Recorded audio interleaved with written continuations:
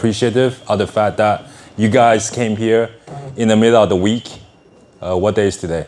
Tuesday night. Okay. Amidst the busyness, right, in your day job, how many of you actually hold a W-2 job right now?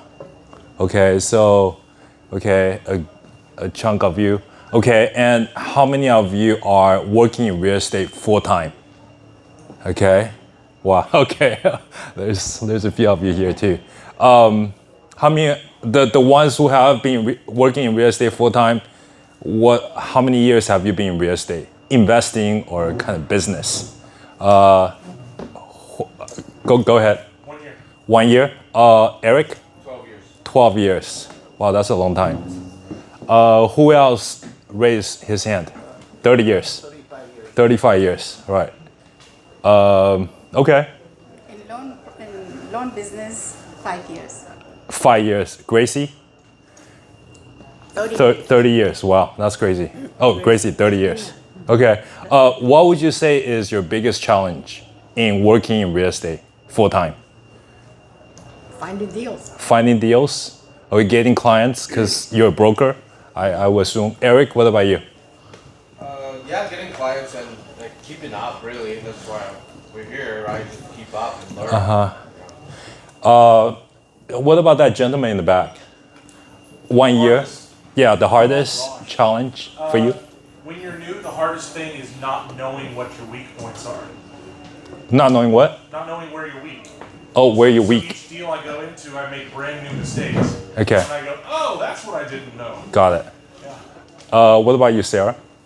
Oh boy, 20 years? so many challenges. Okay.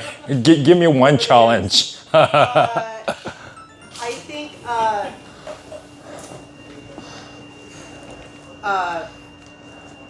having a plan of when things go sideways. Okay.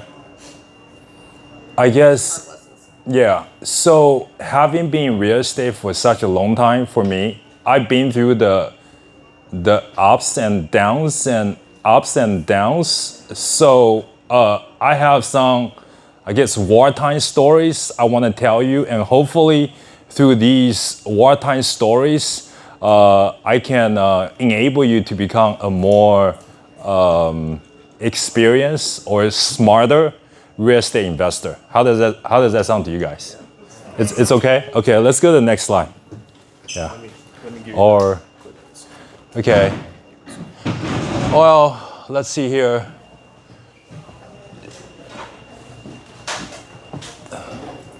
You can just tap it. So I guess I just want to lay out the plan for tonight. This is what I'm going to talk about. Some takeaways from the summit that happened in the Bay Area last weekend. I saw a bunch of you for the third time. It was back-to-back networking event. Yesterday was Pace Morbies. And then today, I've seen some familiar faces again. So we have a lot of networking that happened over the last 4 days. Who am I? I'll briefly introduce myself. I'll do a case study of the most recent flip that I just did. Okay, I'm gonna break down the numbers. So hopefully you'll take away with some goodies there. I'll talk about a case study of a short-term rental here in Vegas. So I do a lot of short-term rentals there in Las Vegas. And I have asked, essentially it's a warehouse. I'm looking for a buyer. I'm gonna break down the numbers for you. I think this is a good deal. So if you're looking for some cash flow, this could be a potential property for you. Or if you know a buyer, feel free to bring it to me. I'll pay you a referral fee and whatnot. Last but not least, I think that we should have goals that's set for our years on Earth, right? And every year is just a new beginning, right? And we're 2 months into 2026, and so this is kind of coming late, but hopefully I'm gonna try to inspire you to set up goals if you haven't set up any right, to just share with you what my goals are for 2026. Hopefully, that's going to inspire you to take some actions, right? Set up goals and take actions.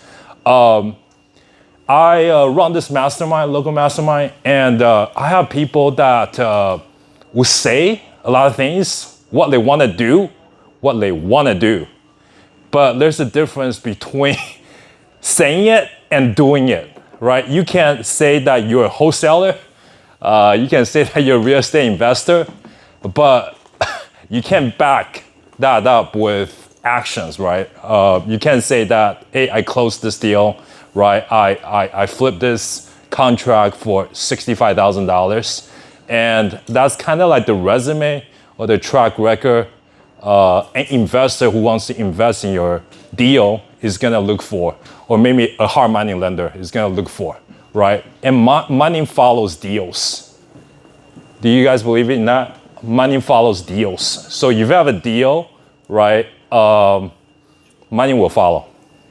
And there's like various sources out there where you can actually find deals. And I was telling Phil that, hey, I just get deals from the MLS.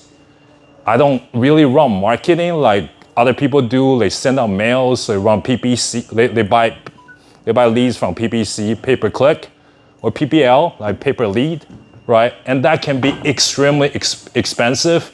And I just cannot get the return other people get from these marketing channels. So I guess I just go to MLS. I have a search that's set up. So I get leads that come to my inbox at 6 in the morning every day. And then I just like underwrite these deals on a daily basis. There's deals that I just throw away. A lot of deals that I throw away. But it's okay, because you get paid to be patient, actually. You don't pull trigger on any deals, right? Correct? Last but not least is, just the call for mastermind. So here are my takeaways from the summit that I was there. How many of you were there? Can you raise your hand again? Yeah, so Jake, okay.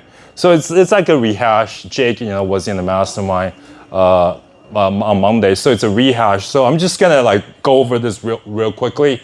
This is from Jay Scott.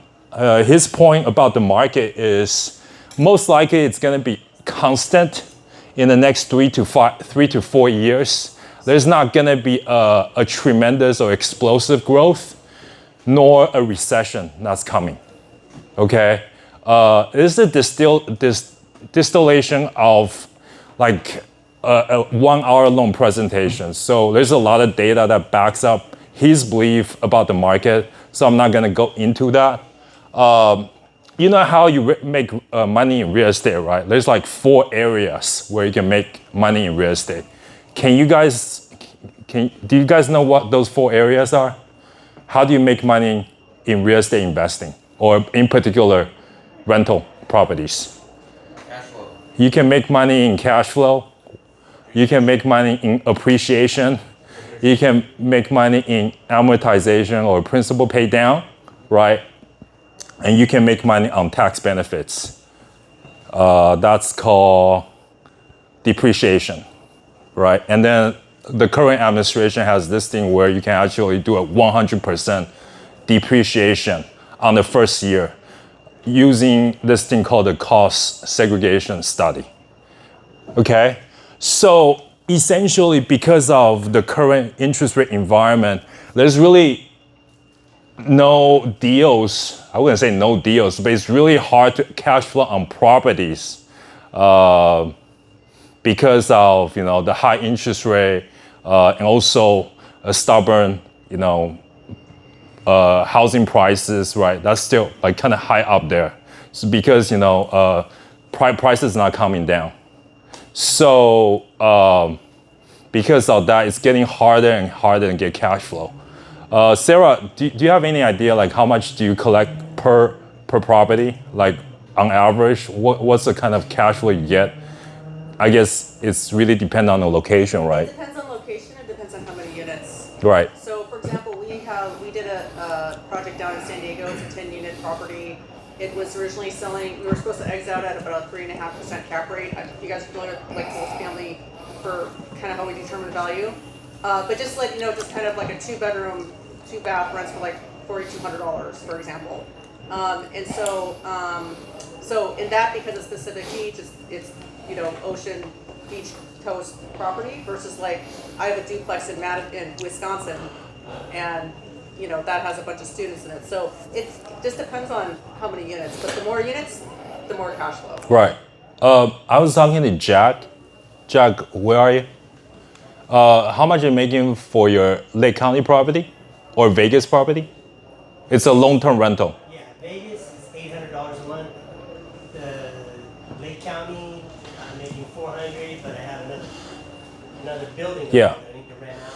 So I think those are really, really good numbers, and I will be jumping on those deals if I can make anywhere from $300 to $800 from an investment property. But again, it's also dependent upon what's in the denominator too. Like, what is your outlay, right? If you spend $100,000 to collect $800 a month, that's about 10%, right? Cash on cash return.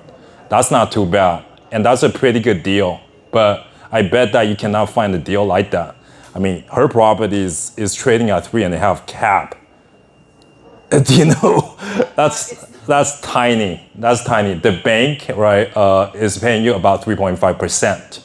The high yield saving account out there is paying you that. So why would you put your money in a very risky real estate investment that only pays you 3.5% when you can get that money without too much risk in a high yield saving account, right? So it's getting harder. So that's why a lot of deals don't pencil out, and there's a lot of people that are sitting on the sideline, right? Would you guys agree with that point? The second bullet point, it's harder to make money on cash flow. It's harder to make money on amortization, and it's harder to make money on appreciation. Essentially, the appreciation is very much in line with inflation, which is hovering around 2%. So the appreciation that you're getting is not like the post-COVID appreciation that you're getting, that explosive growth. It's more like 2% year over year. Okay, so you can probably just bank on like tax benefits. Okay, do you have a question, Shabazz? What if you get a property that's like breaking even now and it's for the long term? Then you pay down your mortgage, then you get cash flow later. Wouldn't that be considered a good deal? Yeah, I mean that's always been the play. But the thing is, the appreciation is not going to be as high, and some people who buy rentals right in the Midwest, you don't experience the appreciation as much as in the West Coast or in the coastal states. But also here, it's almost like we're trading at such a high valuation right now. It's almost like you're buying at the peak, if you will. You're not buying at the best pricing, right? And then there's still a very, very tight inventory. So there's a lot more buyers that's competing for deals out there. I just submitted an offer on a property in Citrus Heights. I asked the agent, this is a fixer. I mean, I wasn't the winning bid. I asked her how many offers were submitted. She told me there were 23 offers. The asking price was $390,000. The ARV is about $540,000. Okay, my bid was $410,000, and I asked her what the winning bid was, and she said it was $415,000. So it's $5,000 short.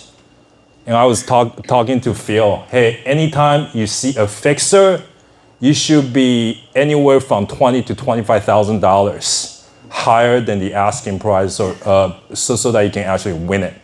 But when you put that $25,000 down, you're actually shrinking your profit by $25,000, and you got to be ready for it, right? And if you were to flip it because of the market condition, right? There's a lot of changes. You may be holding the back, so be prepared for that as well, right? That can happen. So short-term outlook for making money in real estate. This is just my opinions based on what's said.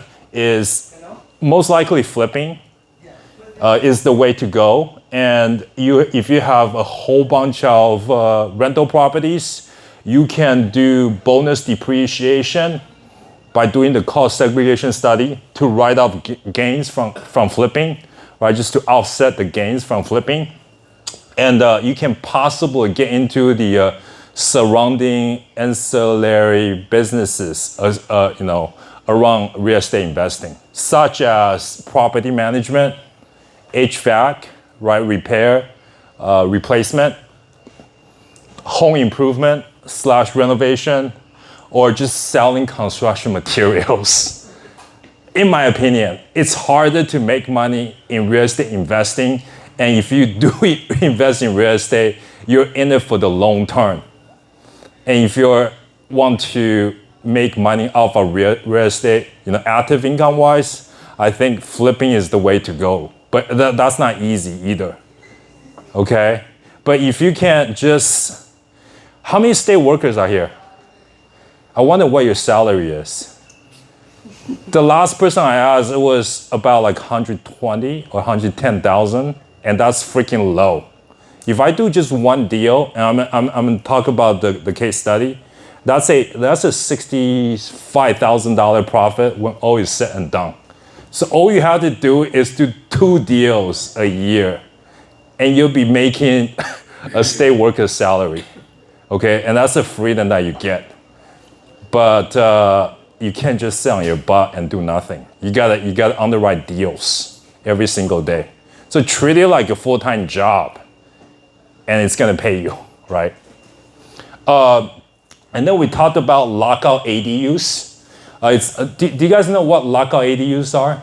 I know ADUs, but not lockout. It's essentially an attached ADU. It's not like a separate ADU on the lot, okay? It's harder to do an ADU because it's not cheaper. It's more costly. It takes longer time, and it's more expensive. So why not do a lockout ADU where you have a separate entry? It's actually attached to the existing home, but you have a separate meter. You have a separate entry to the home, right? So essentially, it's just 2 units, right? Duplex. So do that instead of doing an ADU. I know ADU is the word that goes around a lot, but I think it doesn't pencil out. It's a lot more expensive to build it and to get that money back. Yeah. Yeah, when I live in Berkeley, people over there, they would split their house into 3. Yeah, lot split. Right now I built 2 studios, 160 square feet each. I'm getting for those 2, 2,500, which is almost the same rent as the main house, which is like 3 times as big. Okay. Yeah. So again, how much did you spend on building it? 80,000. 80,000. And how much rent do you get? On the main house, 2,500 and 600. Okay, so essentially it's about 11 years to get your money back, right? And obviously you probably want to get a loan on it so that you can pull some money out of that 160,000 that you spent so that it makes sense for you. I think that's the challenge there, is how to get financing to do it so that there's actually return on your money, invested money. You can borrow from your 401k up to, in my case, 25,000. Right. So how do you maybe you can get the other 75% from Sarah or Jake. And we'll underwrite it.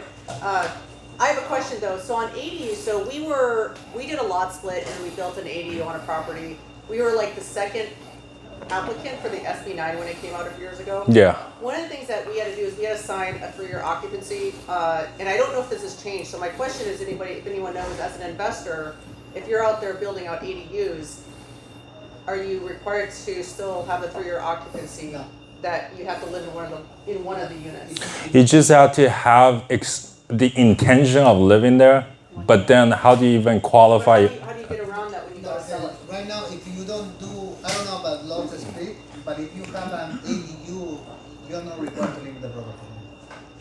Okay, so that's gone? That's gone. I think this was partially addressed at the summit. Someone had mentioned that. Yeah. I think Jay Martin had mentioned Yeah. that legal or technically you're supposed to sign that you have an intent to live there, but there's a new state law or recent state law that came out that essentially strips the municipalities from any enforcement of that. Oh, got it. So so technically what I got from that is like it's not really enforceable, but you do have to have the intent, but no one's really gonna try to enforce it. But if you do a garage conversion into an ADU, there was a law that says that, actually that was restricted, that the owner must live in the house. Now that got removed. That's gone too? That's gone.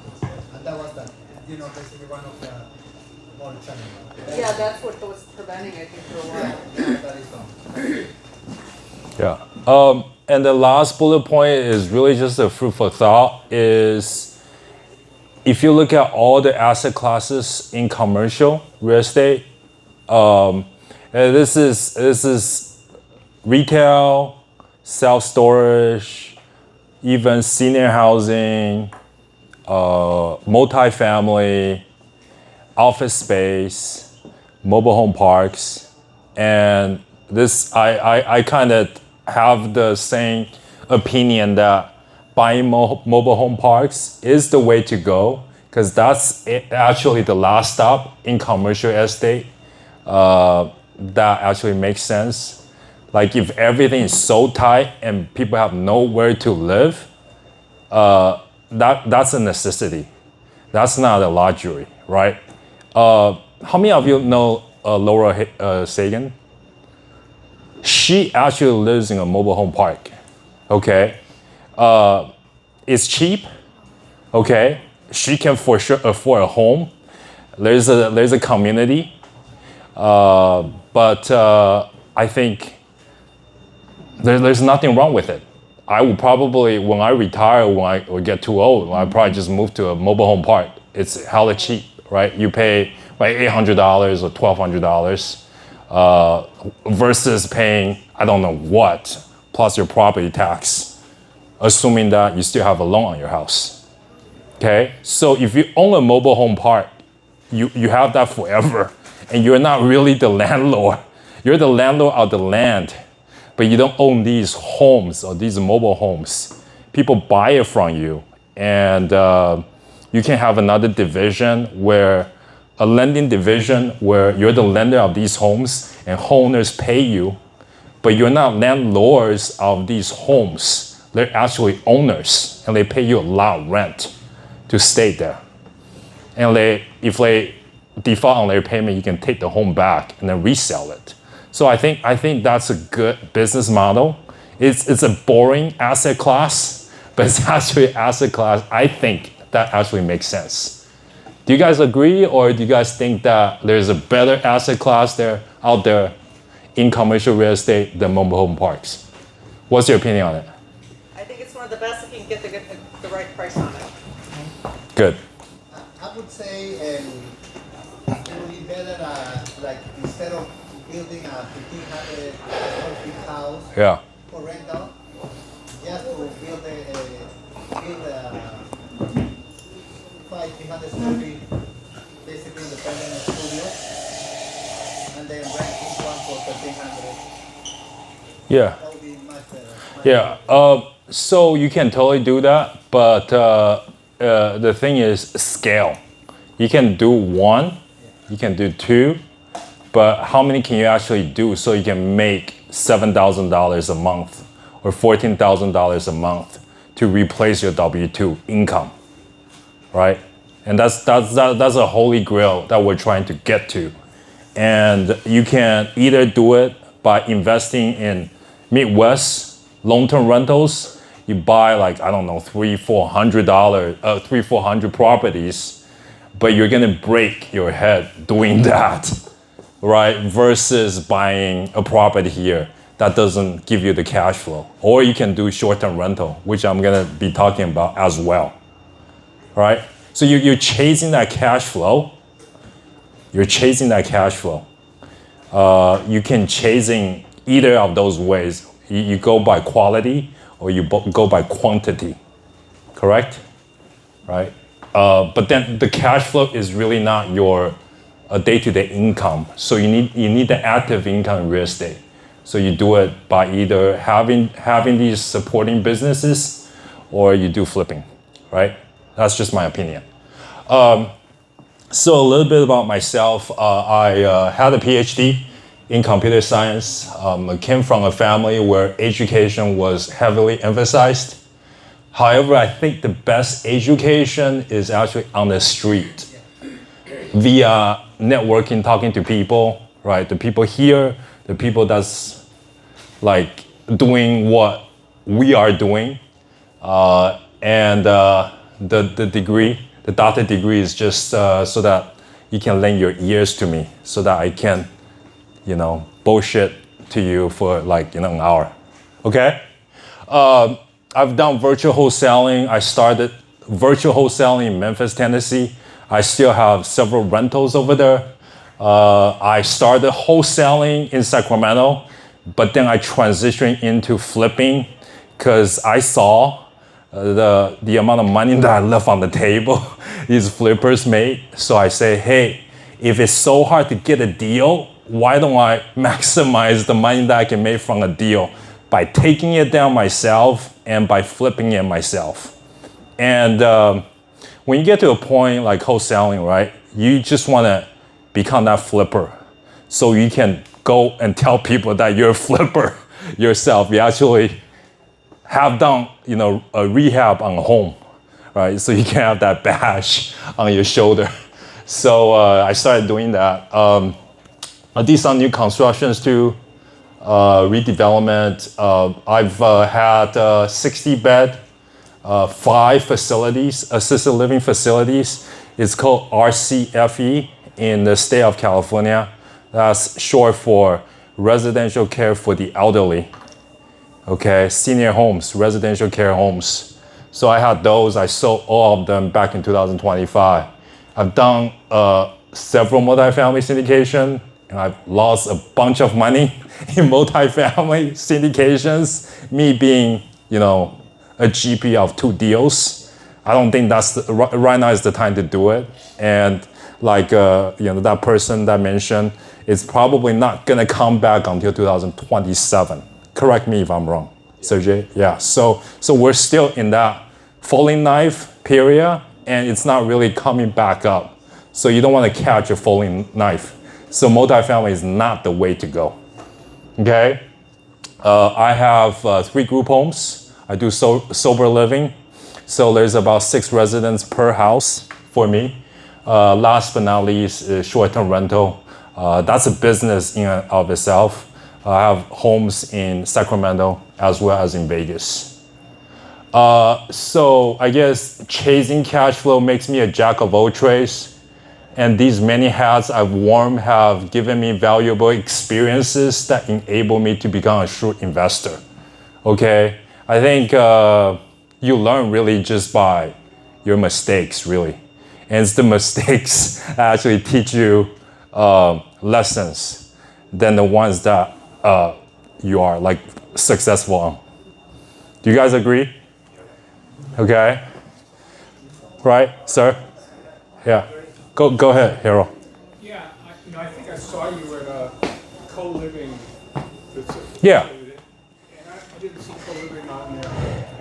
Yeah, I don't do co-living. I was talking to Jake about this. Is how do you exit out of a co-living business model, right? Because you're essentially putting out walls of a 3-bedroom or 4-bedroom home, right? And then when you sell it, a lender is gonna scratch his or her head and thinking like, how am I going to like finance this property for whoever is going to buy it? Is it gonna be a DSCR loan, right? What's that lease look like? Is it master lease? And then underneath that master lease is 6 contracts. I think there's some challenge there. And do you have to convert the co-living home into a regular home in order to sell. So that's an expense that you also have to take into consideration. Do you want to chime in on that, Jake? I think if you're going to pursue it, one way to do it is to make sure that it cash flows as a long-term rental. That's the best way to get financing for it and the most optimal financing. But also, I think the financing market's a little bit short right now of lenders who really like it. Lend on it. Sarah, do you have any? Yeah, so we've had several clients who've had like pad split co-living situations. And what we do is we either qualified as a no ratio type deal, or we'll qualify it on long-term rents, market rents off the appraisal. Yeah. The trick is, it's a little tricky because if your appraiser's going out and I say, look, get the appraiser out there before you start putting all your walls and doors up. Yeah. Because if they take pictures and they see all these rooms, they're gonna red flag it, or it's gonna be they're like all these bedrooms. And then also like in the pictures, like I tell them, like don't label your cupboards and like don't start labeling 1, 2, 3 and ABC, and don't start showing locks on doors because that's also red flags. Like just kind of do it very vanilla as a long-term rental, preferably vacant if you can, and then go ahead and do your business after we're done. Yeah. That's where Tony? Yeah, I would say just take a loan as a long-term rental, maybe DSCR, and then put the rooms in. Yeah. Okay. So here's the thing is the tricky part. This is at a home, a case study that we did there. I think who is that guy? Eric Tate. Eric Tate. He took it down using a bridge, right? Yeah. And he's gonna later refi. And the advantage of using a bridge is so that you can actually close the house fast. So I think he started the construction already. Yeah, So for him to get a DSCR may be a challenge. It's in Orangeville, I think, right? Correct. It's a house in Orangeville that I think was 4 bedrooms, but he made it 8 without having to do any real major construction. And I think he leased up all 8 rooms in a matter of like 6 or 8 weeks. So there's heavy demand for it. But I haven't talked to him yet to see what his plans were for the exit financing, because he has a bridge loan, meaning a short-term loan, just so he could acquire it quickly, do a little bit of rehab. But I don't know his exit plan yet. Yeah, so the challenge is when it comes to an appraisal down the road, like refi, I don't know how an appraiser is gonna look at it and evaluate it. There's a couple lenders that will do pad split, the Got pad it. split model, but they want to see 12 months history. So if there's a 12 Season. month history, that's a possibility. Okay. The other thing is if there's enough equity, depending on the LTV, if the lender can get away with doing a drive-by, I don't know, possibly doing a drive-by appraisal. Desktop appraisal. Desktop, Would I or if do there's it? enough, but it'll be interesting to see Yeah. what happens with that. I don't particularly like desktop appraisal because it doesn't. I don't think it's enough to realize the value of a home. I have homes that get underappraised by a desktop appraiser. I say, did you see the basement? And I actually have 4 rooms down there. I did the improvement. They completely missed the basement. This gorgeous home in Las Vegas. So I spent another $1,000 to get someone to actually, go inside and look at it and give me a $250,000 more valuation on the home. That's important. Anyway, outside of work, how many of you have hobbies? You should have hobbies, right? What are you into? Flying. Flying? Are you a pilot? Yes. My God, jack of all trades. I love it. Phil, what's your hobby? What do you do outside of work? Sports. Sport. What kind of sport? So my son plays competitive basketball. Okay, which song? Not Blake, the other one. Okay. All right. What kind of competitive sport? So yeah, he plays competitive basketball. Oh, there we go. Yeah, Okay. competitive basketball. All right. So you're like kind of. So ferry him around all over. There we the go. place and There we out go. there. I see. Okay, that becomes your hobby. Who else? Max, what's your hobby? I like outdoor activities like hiking, kayaking. What's that? Outdoor activities Yeah. like hiking, kayaking. Okay, you can't do kayaking right now. Winter sports. Yeah. I believe that we should have hobbies, and these are hobbies that I have. I read a lot, but I read by listening because I don't have the attention span for reading books. Last year, I was looking at my purchases on Amazon Audible. I read 142 books. I listened to 142 books, but I don't know how much I've actually sunk in. But it's an easy or lazy person way of just getting knowledge into your brain, right? I do Olympic weightlifting. I do snatch, clean, and jerk, and I am very, very serious about it. I've done West Coast swing. I picked up that hobby maybe last April, so been doing pretty good at it. I recently joined hot yoga. If you guys have never ever tried hot yoga, I love it. I love it. You sweat for like good 90 minutes, and once you get that sweat out, you have no stress. You have no stress. That's a good thing about hot yoga. Okay, so anyway, my tip to you guys is find something that you love to do, and they'll for sure prolong your career pursuit without suffering mental breakdown and burnout. I have a lot of burnout and mental breakdown last year, so get some hobbies so that you can be distracted and relax yourself.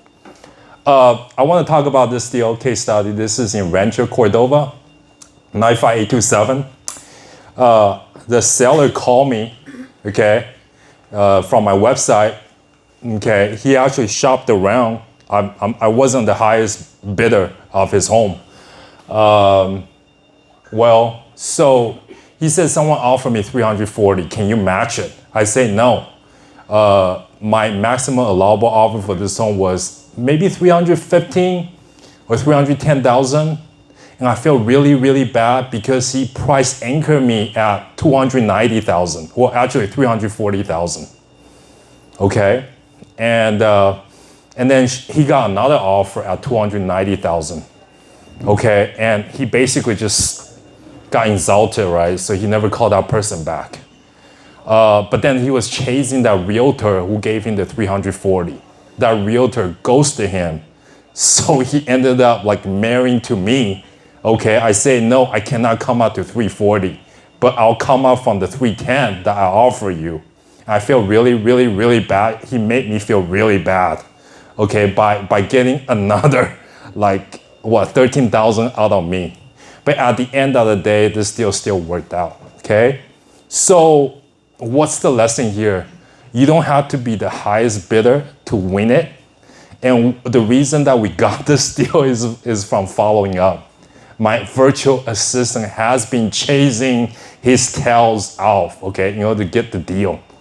And the other person just happened to kind of just dropped him and never ever follow up. Had he follow up, he could have probably lowered his $340,000 first offer down to $335,000 or $325,000 and still won it, but he didn't follow up.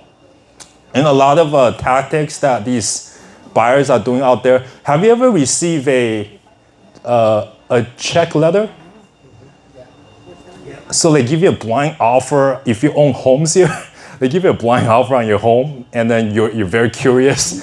You thought it's a real check. You open it, it's an offer for your home, and that makes you to call whoever that sent you the letter, right?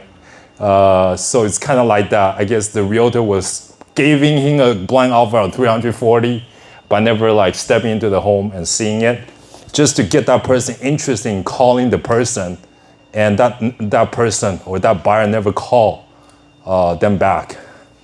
So if you spend money on marketing, make sure you follow up, okay? Make sure you pick up that damn phone and then call the seller back, all right? Anyway, I bought it on January 8th, 2026. I spent $65,000 on rehab. I was $5,000 over budget. And that always happens. That always happens with your flip. The biggest ticket item for me for this particular deal was the roof. Cost me $12,000. It was shot. So I already built the $12,000 into my rehab budget.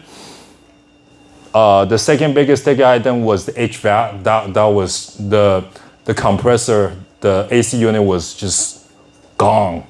Okay, it had to be replaced. And then we reducted the whole house, entire house, and that was $9,000.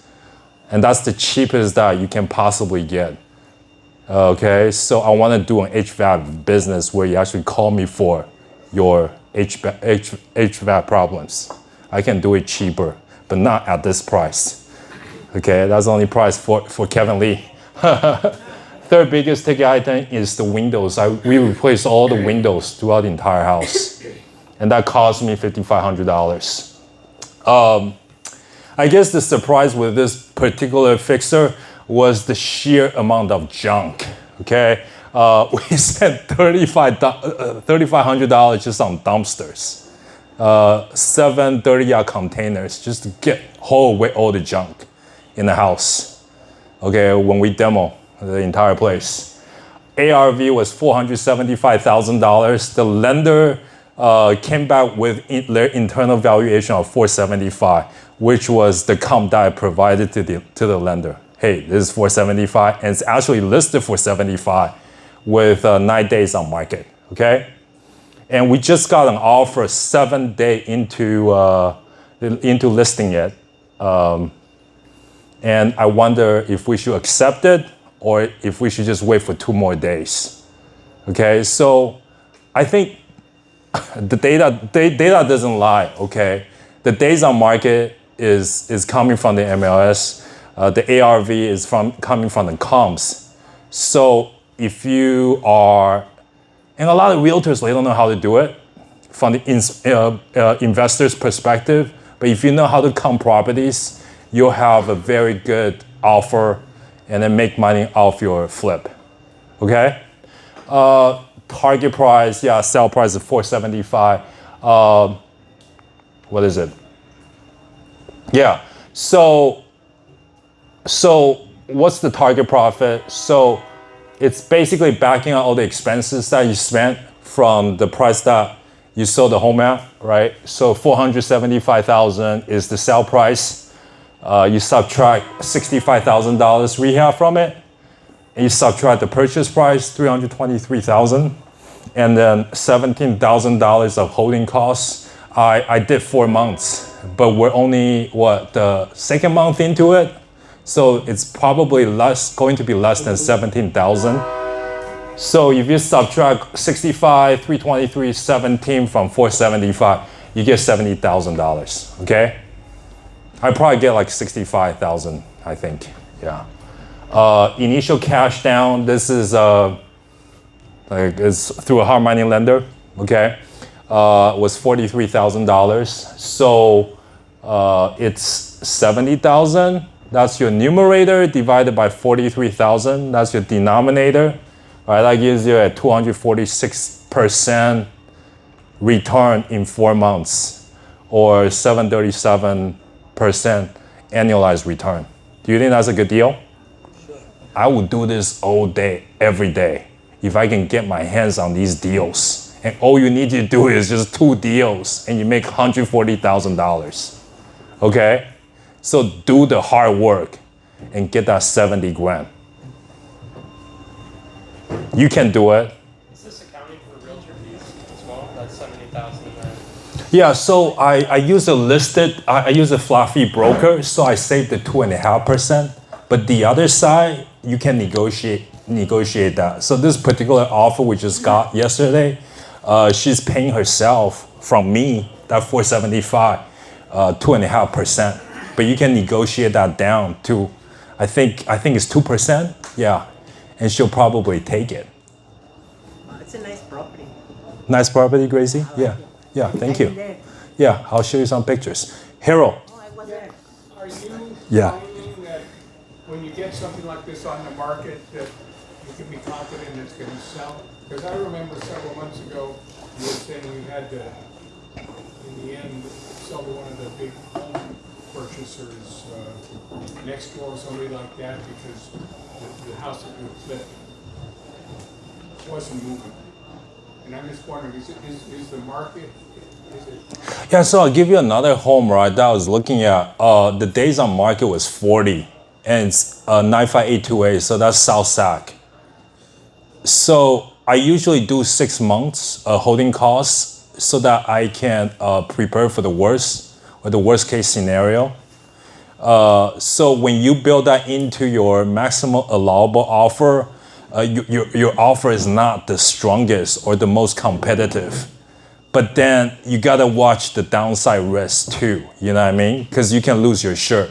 And like I mentioned, sometimes you bid too high and you're being too competitive or aggressive, you can lose a lot of money. And I've lost money just because I just want to do the deal. So don't do deals for the sake of doing deals. Do deals for the sake of making money, so you can last, right? Yeah. When you comp it out in your calculations, the net profit that you're getting, do you also calculate that in terms of the percentage of the ARV? Like, do you like cut like any brackets? Like, minimum I'm going to work with 8 to 10% of the ARV? I think you can extract that from the case study here too, right? So, yeah, so I mean, can somebody divide 323 by 475? What's the percentage of ARV? 323 divided by 475. It's about 68%. 68%, right? So if you're a wholesaler, you should negotiate, right, lower than 68%, because you know a cash buyer like me will pay 68%. So you probably want to tie it up for 65% or less. So you make that 3% plus spread, right? That's how I look at it. If you want to just flip it to a flipper, correct? Does that make sense? Anyway, if you look at the spread of this deal, that's the difference between the price that I paid for the home and the sale price or the ARV. The spread there is $152,000. Okay, so this is a rule of thumb that I have. If a deal, whether it's from a wholesaler, right, or a deal that I tie up, if the difference between the asking price and the ARV doesn't clear $150,000, the spread, I wouldn't touch it, because there's just tremendous amount of work, a risk that's associated with it. Okay, and if you just do the math, right? Instead of 70,000, right? You want to make 50,000, so you would subtract, 20 from the 152. Is, hey, if I want to make $50,000, I need to clear at least $130,000 of spread, right there. And if you want to be even more competitive, you just want to make quick $25,000. Okay, so you subtract 25,000 from 130, so you need to clear at least $1,000 spread, right? So instead of offering 323, you offer 375, you'll get the deal, most likely, but your profit is gonna be 25 or less, right? Does that make sense? How I derive the spread? I spent $65,000 on a home that's 1,380 square feet. So if you divide 65,000 by 1,380 square feet, that comes out to $47 per square foot. This is a full gut rehab. That's assuming that you're doing windows, you're doing the big ticket items, right? So if you're doing cosmetic, the price per square foot, rehab price per square foot is going to be less, okay? But again, you want to be conservative here as well, right? Assuming that you're going to replace the roof, the windows, the central heating air, okay? All right, so hopefully you have some rule of thumb there. If you want to take a picture, go ahead and do it, because I don't know if he's going to share the slides with you guys. I can share it here. Okay, cool. I got a quick question. Yeah, go ahead. Have you seen any appraisals recently come in lower than the listed value, the listing price? I can't tell you, because I haven't flipped too many homes. I had that happen on a project that just closed. The like last month. Yeah. We had a listing price of like 550, and it appraised at like 530. Unfortunately, their agent took 5K away from their commission, so I still, I only lost 15 from my overall profit, which was still really good because I look at 180 margin usually for Right. spread Yeah. to get into a house. But that was the first time, and talking to other flippers too, that was the first time that I've seen an appraisal come in lower, and I don't know if that's because of it has something to do with the market getting colder. It's happened. I think it's not happening as much because I think that the market has kind of stabilized, but there's a lot of uncertainty when we experience that rate drop. No, the rate hike is that you thought that this is gonna be appraised for this much because of the recent sales. It's actually pulling the valuation down, and the risk of a flip is there's a lot of the longer you hold it, right, the higher the risk, and the risk is, hey, if you have a sale that a recent sale that's selling at way less than 475 and it's a fully remodeled home, that's gonna affect this particular one, right? Usually when I get into a project, I check I check the comps, recent sales, for sale listings, anyway. Yeah. So I pull comps like within the last 6 months. That's how I do it. I wouldn't go beyond 6 months. If you want to go beyond 6 months, that means there's just it's probably an area where there's just not too many transactions, where you have to broaden your search, right? Like to a year, and instead of quarter-mile radius, do half-mile radius. And that's a challenge for you, right, as a flipper, and that's a risk that you will take, and that's a challenge from an appraiser as well, right? I mean, and we done rebuttals before, and we have successfully won it, anywhere from 20,000 to 50,000. It's possible, but do you want to spend $1,000 to do it, too? You can always dispute it, right? Because it's just someone else's opinion on the valuation. You guys have done multiple appraisals before, right? Secondary opinion. It depends on the loan. Okay. For fix and flip, it's just the regular, or DSCR. Sometimes you will get a second desktop review. Okay. In some cases. If the buyer doesn't agree with the valuation. They can dispute it. Okay. Right. We can order another appraisal. It's always a process for it. We did that, but we ran into trouble with the buyer wanting to back out. They wanted to keep it at, and I mean, we were I think 7 days on market. I just wanted to get out of it. Yeah. We were I tried to do 6 to 8 weeks for rehab, and then listing, and then get out of it, but I think we were 4 months into it, just because we had a bunch of dry rot issues that we ran into, and termites and all this crap. The pest guy wasn't very friendly to us. So, I don't know. We tried to dispute it, but I just didn't know if you've ever seen that, because even my lender, who's done over 100 projects in the last, or has funded for over 100 projects in the last year, he said he's never seen it. All right. That's why I was. I've seen it, and you got to prepare for the worst, right? Yeah. It's just hey, what can you do? Yeah. Project. I mean, was there comps like same square footage around there within 1 mile radius? All the comps supported the price. No. But were they resale like for like? Yes. Yeah. We hit top of the market. We used the highest quality for everything. I know that every flipper is going to say that. Every investor is going to say that. But yeah, we have the nicest house in the area. We check every single thing. I go 3 months, not 6 months, but I usually look at 3 month, recent sales, and also everything that's on the market and in that area. All right. And then we always try to go fair too, because sometimes we go a little bit higher, but I think going lower, sometimes you get bidding more, right? Yeah, I would definitely dispute it, but if that's the only offer on the table, you don't have that much leverage.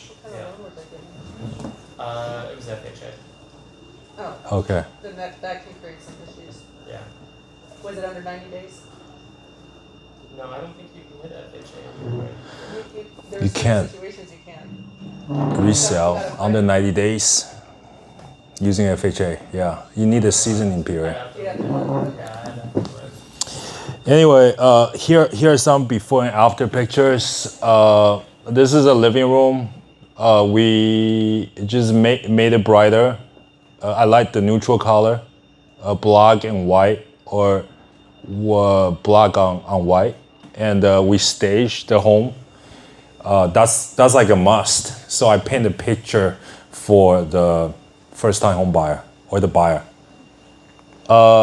This is a kitchen. It's a small, tiny kitchen to start with, so there's not too much of a canvas space for me to express my creativity. So it's a tiny little kitchen, but you know, it's good for me because it's only $3,000 spent on cabinets or materials. But I used to do shaker wire, but now I'm doing like the matte black color. I think it's pretty trendy nowadays, so I do that. What else? So that's me in the mirror. Can you see that? This is not a wholesaler there. It's me. I'm tying down the steel. If you don't know how to negotiate, bring me. I'll negotiate for you. Okay. That's a master bathroom, and you know the hallway bathroom there. Very, very, just make it modern, right? Just make it bright. And that's the bedrooms. We have brand new flooring. We have brand new windows.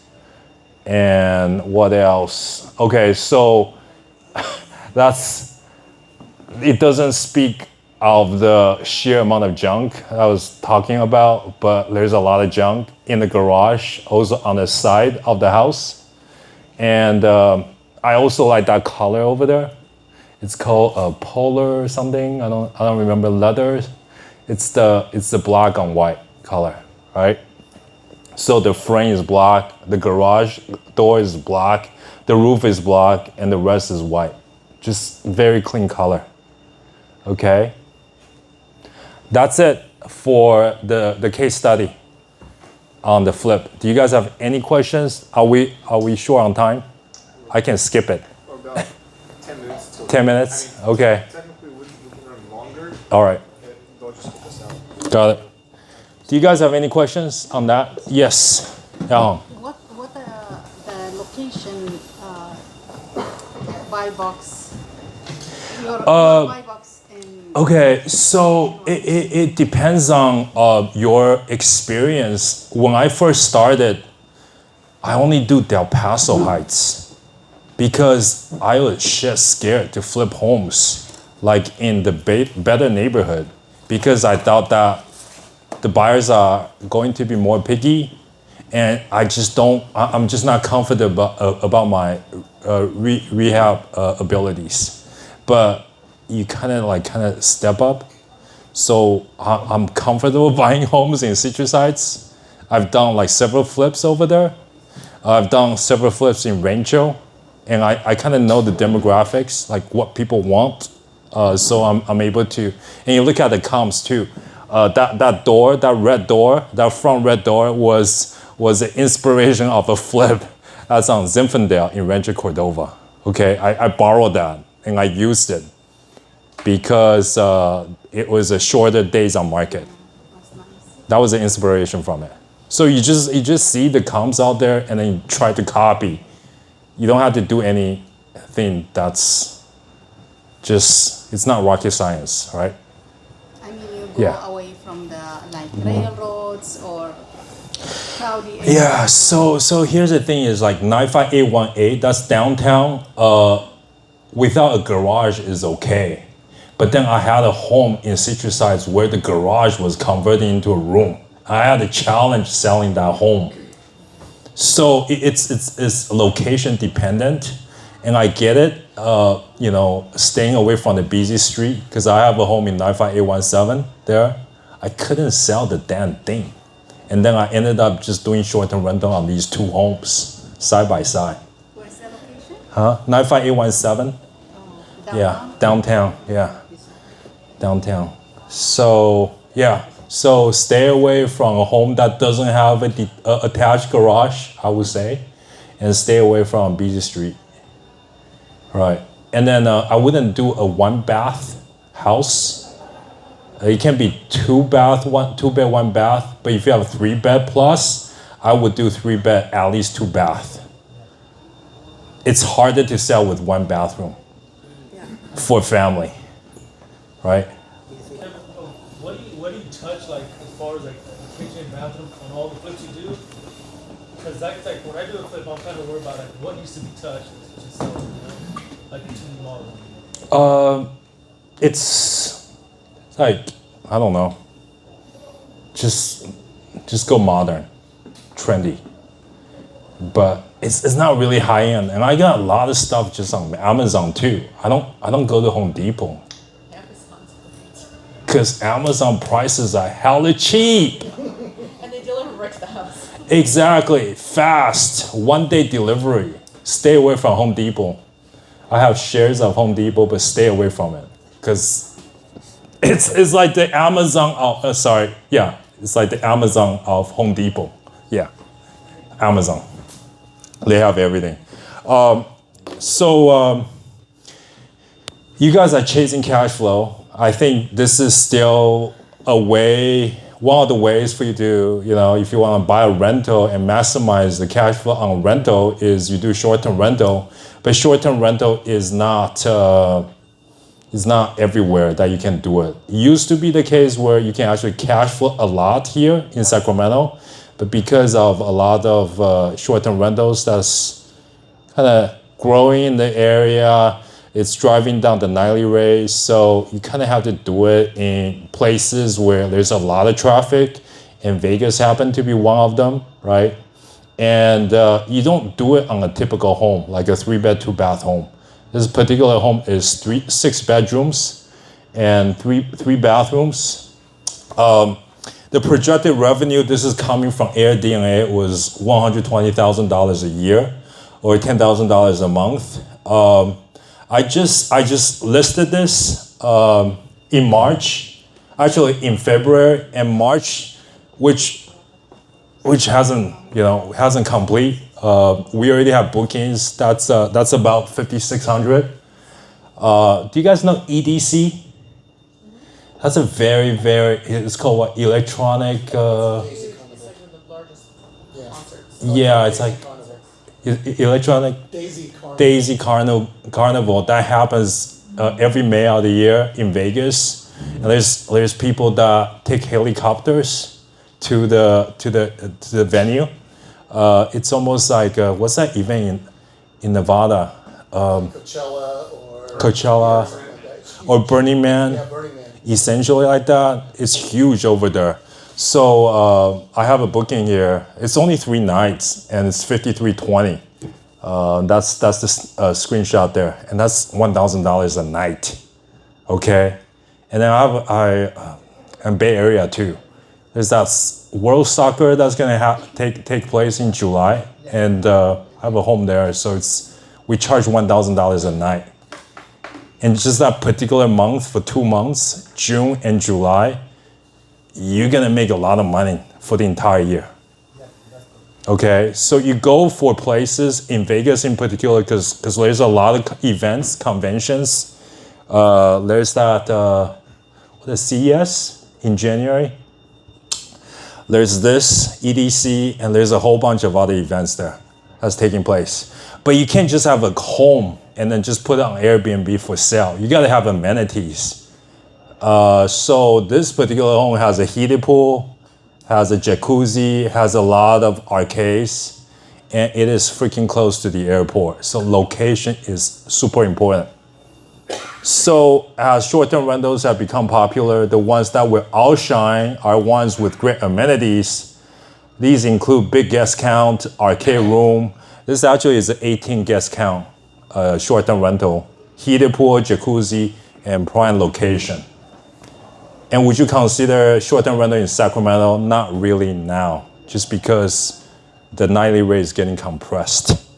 Okay? So here's some pictures of the home. Yeah, the nice pool, and then you got the pool table, blah blah blah. Some games in the backyard. That's an artificial turf right there. So that's it. Are those beds like in the living area, or was that like a master bedroom that you had? It's a master bedroom, yeah. Yeah. So it has like a fire. It's a big master bedroom. Yeah, it is. I do have an ask. I'm trying to sell this warehouse. I have a 10-year lease on it. A triple net tenant who is they have 30, 40 warehouses in California and Nevada. So if you're looking for, if you know anybody who is looking for a steady cash flow, the cap rate is very competitive actually, because I pull comps where you have vacant warehouses or commercial warehouses that's trading at this cap rate. It's $11,000 a month, okay, and the tenant is paying property tax, insurance, and regular maintenance on top of it, okay? And this is a 10-year lease, fourth year into it, so there's 6 years more to go. And after the second year, actually after the 6th year, you'll be able to raise rent. And you want to raise rent as high as you possibly can, because I know they're gonna want to stay. It's a very highly visible spot. If you drive down Freeway 99, you'll see this particular warehouse, and if you put your sign there, you'll draw traffic. Carpet or floor? Flooring, yeah. It's called Flooring Liquidator. Yeah. They just got recently acquired by private equity. Yeah. And I don't think they're going away after the 10-year lease expires. So they're still 6 years into it. But on the 6th year,